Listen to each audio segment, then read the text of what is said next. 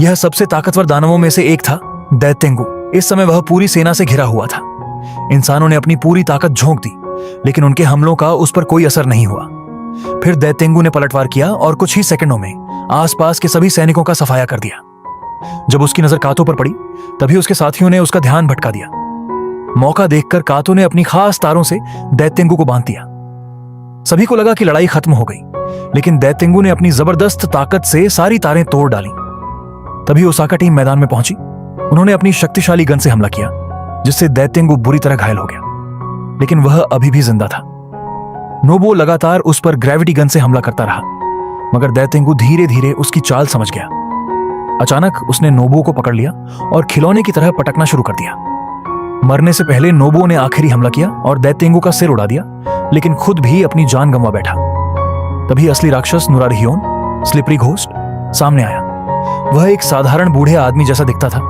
गुस्से में एक योद्धा ने उसे 4 टुकड़ों में काट दिया, लेकिन अगले ही पल उसके टुकड़े अलग अलग शरीर बन गए और फिर दोबारा एक हो गए। उसकी ताकत देखकर सभी हैरान रह गए। कोई भी उसे छू तक नहीं पा रहा था। फिर उसने अपना दूसरा रूप धारण किया और लड़ाई और भी भयानक हो गई। आखिरकार भारी हमलों के बाद उसका दूसरा रूप भी खत्म कर दिया गया, लेकिन तभी खून के तालाब से उसका तीसरा रूप निकल आया, एक डरावना भेड़ सिर वाला दानव।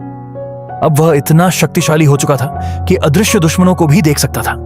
उसके सामने सभी लोग जान बचाकर भागने लगे। उधर दूसरी तरफ एक विशाल रोबोट और भयंकर बैल दानव के बीच भीषण युद्ध चल रहा था। शुरुआत में रोबोट ने बढ़त बनाई, लेकिन जल्द ही बैल दानव ने उसे हरा दिया।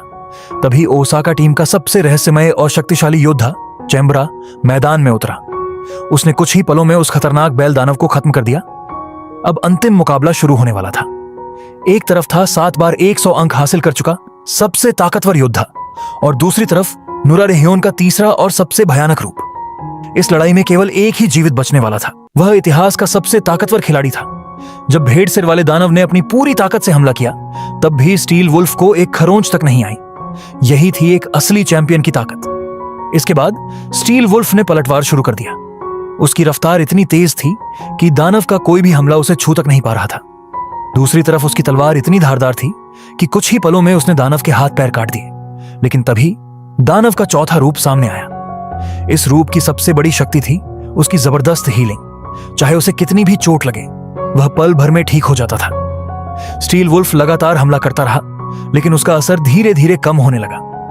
फिर दानव ने पलटवार किया और एक ही वार में स्टील वुल्फ के ऊर्जा सिस्टम को नुकसान पहुंचा दिया।